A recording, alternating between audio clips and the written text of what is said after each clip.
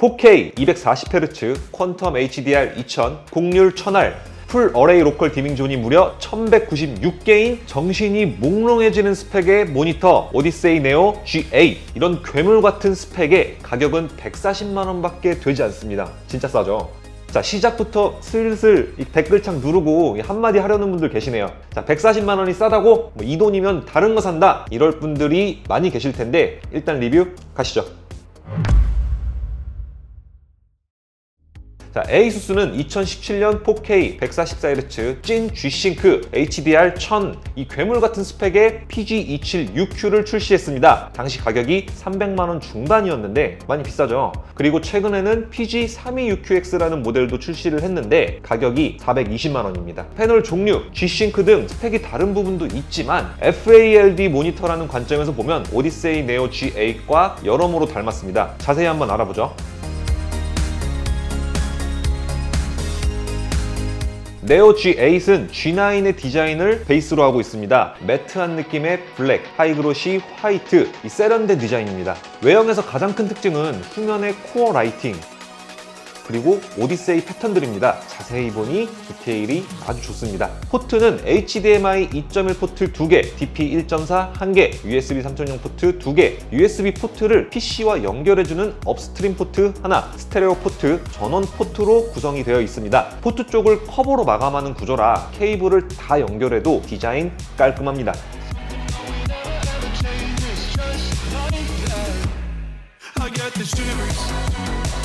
모니터 크기는 가로 713, 높이 606, 깊이 311mm로 상당히 큰 편입니다.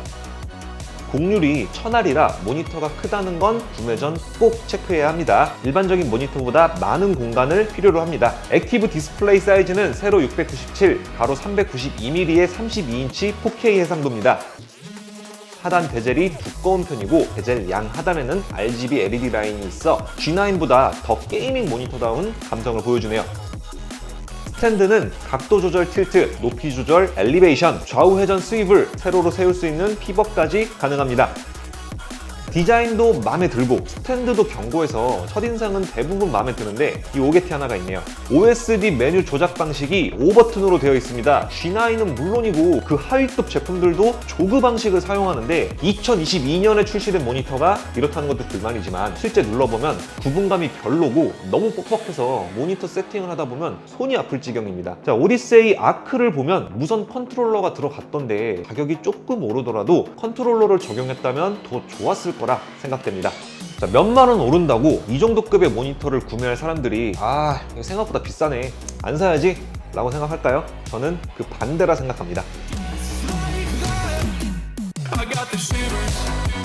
네오 G8의 기능 중 화면 모드가 핵심입니다. 사용자 조정, FPS, RTS, RPG, 스포츠, sRGB, 영화, 동영상, 명암 조정이 있고 개인적으로 가장 좋았던 모드는 FPS와 명암 모드 두 가지였습니다.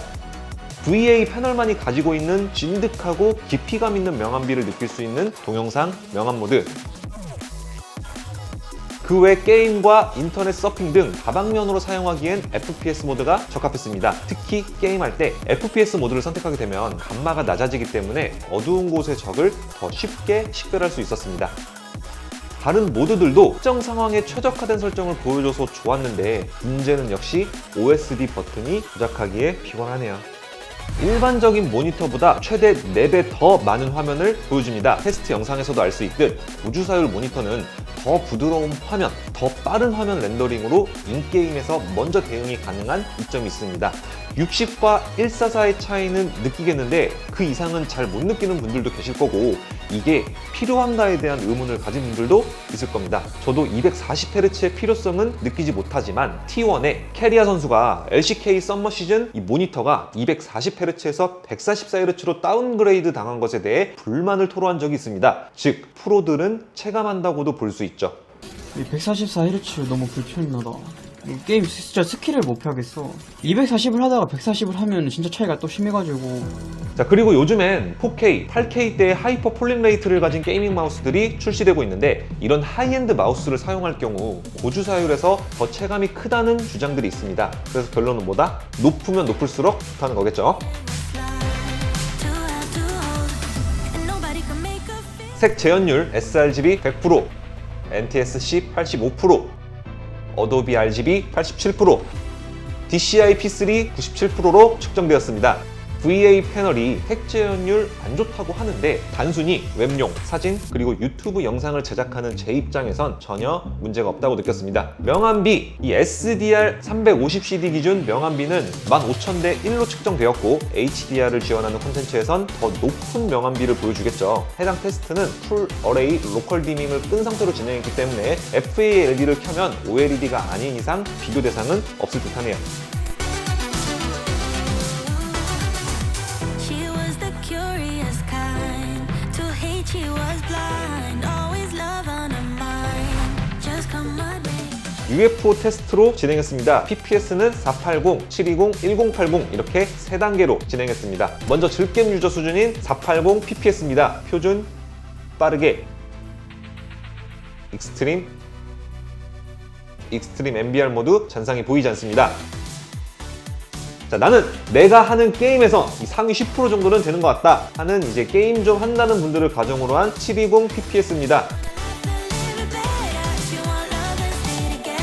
She want us both. 잔상이 보일까 말까 하는 수준으로 1에서 2픽셀 번지는 느낌은 있으나 큰 불편함은 없습니다. 자, 다음은 자신의 실력에 프라이드를 느낄 만한 상위 5% 수준의 1080 PPS입니다. 응답 속도 보통에서 잔상이 등장했습니다. 빠름에선 보통보다는 희미하네요. 자, 익스트림에선 역잔상이 생길까 말까 합니다. Everybody wondered if I 익스트림 MBR은 빠름보다는 덜 하지만 그래도 미세하게 잔상이 보입니다.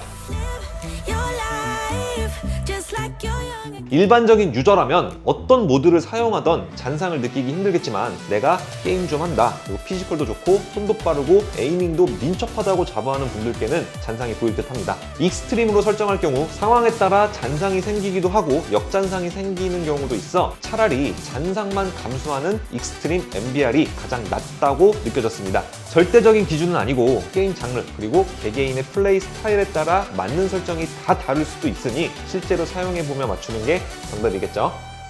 오디세이 G8의 가장 큰 장점입니다. 퀀텀 미니 LED 1196개의 어마어마한 디밍 존, 420만원에 판매 중인 제품보다 더 많은 개수입니다. 제가 사용해본 4K 게이밍 모니터 중에선 보는 맛이 가장 좋았습니다.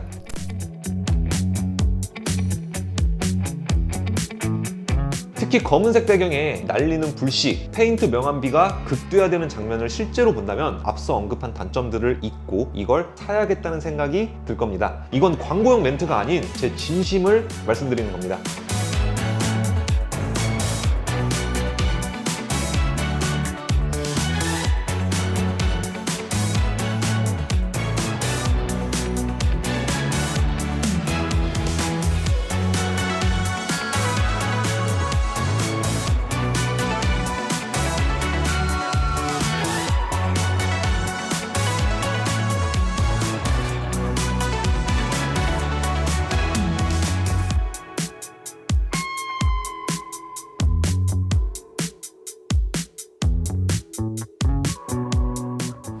오늘은 삼성 오디세이 네오 G8을 리뷰해봤습니다. 리뷰 마무리하며 간략하게 장단점 정리해보겠습니다. 오늘은 단점부터. 자, 첫 번째 단점, VA 패널입니다.